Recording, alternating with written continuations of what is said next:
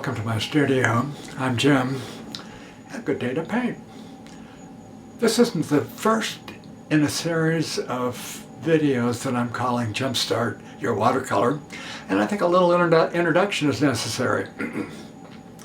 They're first of all designed for you to follow along with me, because basically that's how we learn in art. You know, we do it. It's learned by doing. You can't fake it. You can't read a book and then expect to be painting good paintings by reading a book. So yeah, so definitely follow along. Now the first few in this series are going to be pretty foundational. And by that I mean they're going to be basic kinds of things you learn maybe in a design class. But I'm going to orient it particularly towards the watercolor painter, and you'll be actually doing them and seeing, as I will also, seeing how they apply to the visual art. So let's go ahead and get started. Well, let's have some fun. I'm going to be using 3 brushes. Okay, 2 flats, a 2-inch and a 1-inch flat wash brush, and a round brush. Let's not forget my scrub brush. Palette's going to be simple. Cobalt blue and cadmium red light. You can use any blue, any red. You can use anything that gets dark.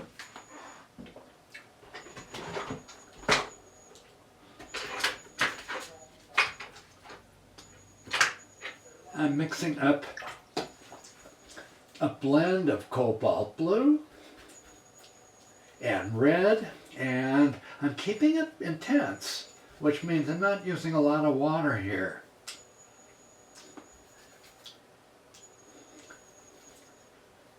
So it's a purple color for the fun of it. Have fun. And let's look at drawing. And we're going to be comparing drawing and painting, what the difference is. They're both wonderful. I love them both. But you need to have some ideas in mind about how to coordinate the two together. And spoiler alert, the rule that I'm going to give you is that make sure that in your art one or the other dominates. Don't let them be equally important, because it won't look good. So let's get going.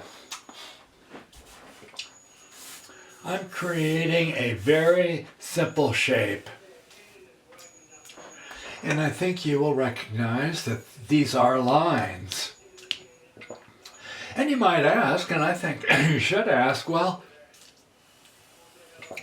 this is a generic shape that's given to us by this brush. Why do I call that a line? It really is kind of a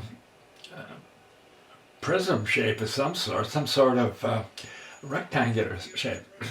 So let's define a line artistically. A line is a shape of any thickness that has 2 parallel sides. And we'll call each side an edge. So it's got 2 parallel edges.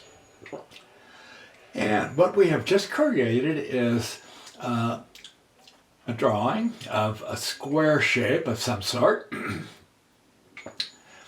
And your eye and brain will not make a lot of sense out of it, but will recognize it as some sort of symbol that stands for a square. In fact, we'll call it an icon, because it's not really recognized as something we see in nature. Because you don't see lines in nature. They don't exist.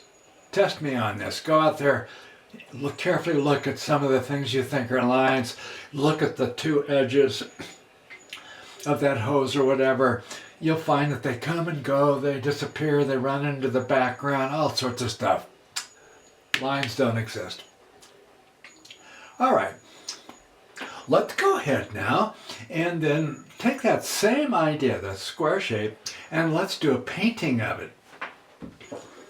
And I'm going to start it the same way. Let's just go ahead and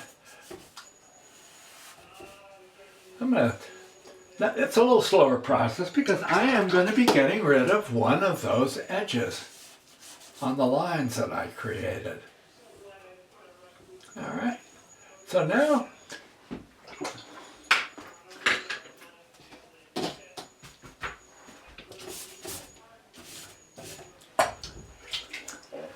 we have an edge, two edges forming half of a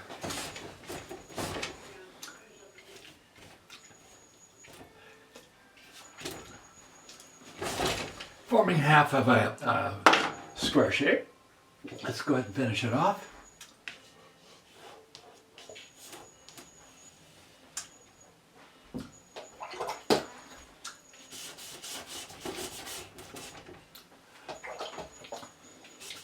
So, one of the skills you need to be developing is this idea of creating edges. It's not a trivial skill. You should be able to do it quickly.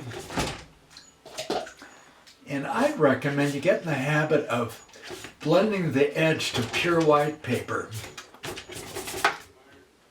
More about that in future episodes. So now when I rub with this t-shirt, this little t-shirt, I do it very gently. It may look like I'm just plastering it, but I'm really not. If you rub too strongly, oh, we got to really rub here, that will ruin the paper. So don't do it. That piece of paper is already corroded and coming apart. All right, so here we go. Boy, that was fast. I promised 15 minutes here, and maybe we're not really finished with this then. But anyway, let's go ahead and work a little bit more and have some fun with this. And so this next part of the painting process is totally up to you. And the idea is to have fun and experiment a little bit, and be willing to ruin whatever you have. This is not precious stuff. So, in fact, you should never treat a painting as something precious until you're totally finished with it. So, I'm going to maybe add a little more impact to that painterly painting that I've got on the right.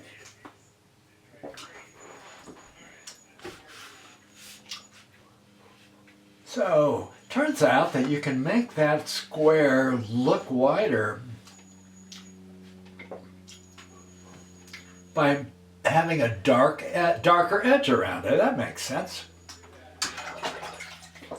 Notice, what I didn't say is by making the background darker, because I'm not. I'm going to blend that out very, very quickly to white.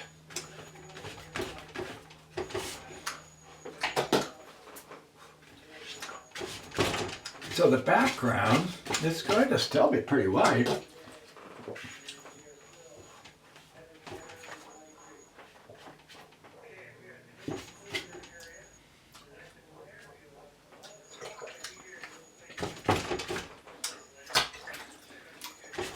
And I will make sure I do it. Oh, I love watercolor paper.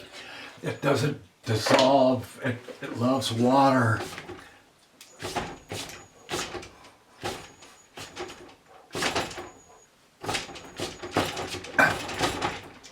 All right, we're having fun, but let's stop a second and look at this shape and compare the two. Now, the shape on the left is an icon. It stands for something that's square or rectangular. It could be anything. It could be a wire. It could be a piece of wire frame. It could be a white piece of paper, or it could be anything square. It could be a blue piece of paper for that matter, because icons don't tell us anything realistic about that shape, just that it's a shape. On the other hand, something that's in a painterly fashion, using edges, is processed by the brain as if this is the real world, so that this is just like the way we see the real world, with edges coming and going. And it recognizes that as something that's white and rectangular. It could be a white piece of paper. It wouldn't take very little. I could turn it into a door frame very easily, and we may do something like that in the near future. In other words, there's more information here. The brain is processing this differently than that. This is kind of an intellectual process, left brain. This is very much right brain. So now let's continue on and have fun with this. This is also a center of interest. White shapes tend to be a center of interest. And let's see if we can't make it a little more worthy of that name by keeping it light in here, but I don't know, adding something